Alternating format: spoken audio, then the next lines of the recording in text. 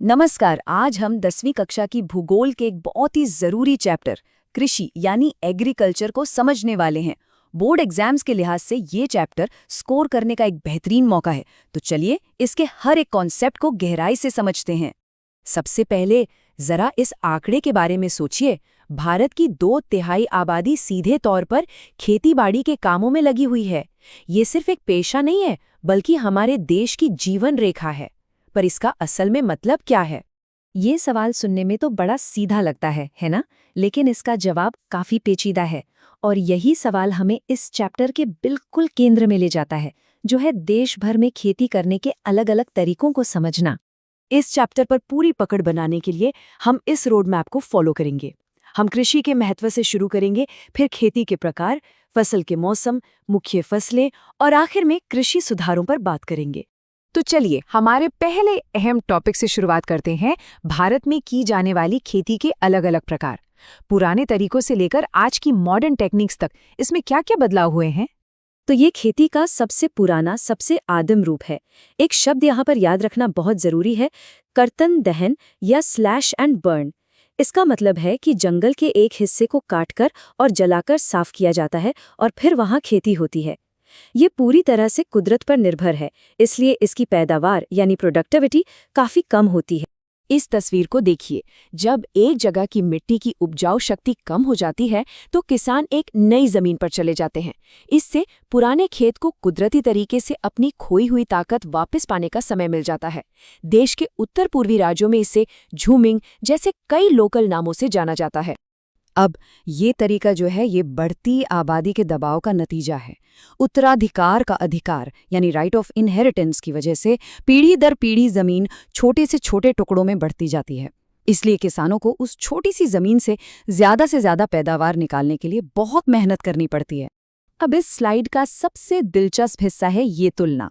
ये टेबल तीनों मुख्य प्रकार की खेती के बीच के अंतर को बिल्कुल साफ कर देता है। एग्जाम के नजरिए से देखें तो ये एक बहुत ही जरूरी टॉपिक है, इसलिए हर एक पॉइंट के अंतर को ध्यान से समझिएगा। चलिए अब अगले कॉन्सेप्ट पर बढ़ते हैं और देखते हैं कि कैसे भारत का अलग अलग मौसम हमारी खेती को एक लय देता है। भारत की विविध जलवायु हमें अलग अलग फसल ऋतुएं देती हैं, जो हमारे पूरे एग्रीकल्चर कैलेंडर को तय करती हैं। ये टेबल अक्सर स्टूडेंट्स के बीच होने वाले एक बड़े कन्फ्यूजन को दूर करता है। रबी की फसलें सर्दियों में बोई जाती हैं, जैसे गेहूं। खरीफ की फसलें मॉनसून में बोई जाती हैं, जैसे धान। और जायद इन दोनों के बीच की एक छोटी गर्मियों की फसल है, जैसे तरबूज। बुवाई, कटाई के समय और मुख्य फसलों पर खास ध्यान दीजिए। अब जब हमने खेती के तरीके और मौसम समझ लिए हैं, तो चलिए अब बात करते हैं उन खास फसलों की जो भारत में उगाई जाती है। हम शुरुआत उन सबसे जरूरी खाद्यान्नों यानी फूड ग्रेन से करेंगे, जो देश के खाने का मुख्य हिस्सा हैं। सबसे पहले बात करते हैं चावल की। ये एक खरीफ फसल है और ज्यादातर भारतीयों का मुख्य भोजन भी। ये जानना भी दिलचस्प है कि भारत दुनिया में चावल का दूसरा सबसे बड़ा उत्पादक है। तो यहाँ सबसे जरूरी बात यह है कि चावल की खेती के लिए इन खास भौगोलिक परिस्थितियों का होना बहुत जरूरी है, क्योंकि ये अक्सर एग्जाम में पूछे जाते हैं, जैसे ज्यादा तापमान और भारी बारिश। और ये नक्शा हमें शानदार तरीके से दिखाता है कि चावल का भौगोलिक वितरण कैसा है। ये उन सभी परिस्थितियों को असल इलाकों से जोड़ता है जिनकी हमने अभी-अभी बात की है। अब आते हैं गेहूं पर, जो हमारा दूसरा सबसे जरूरी अनाज है।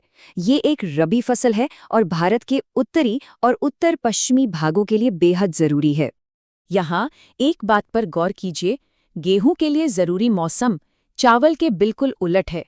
गेहूं को ठंडा मौसम और कम बारिश की जरूरत होती है, जबकि चावल को ज्यादा गर्मी और ज्यादा बारिश चाहिए।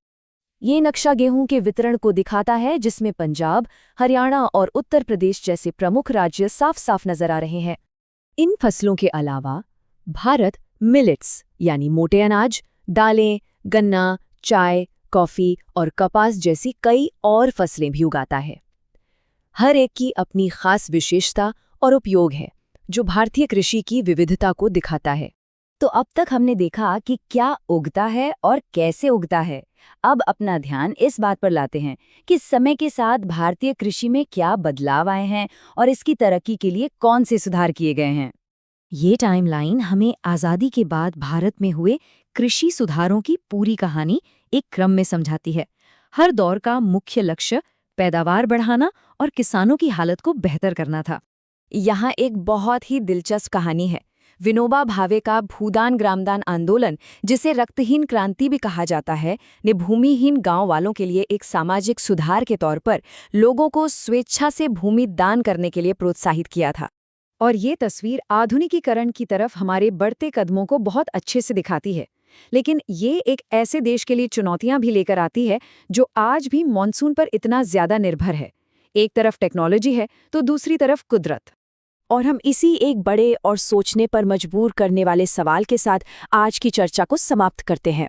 ये सवाल भारतीय कृषि की सबसे बड़ी चुनौती को हमारे सामने रखता है और हमें इस पर गहराई से सोचने के लिए प्रेरित करता है कि आगे का रास्ता क्या है।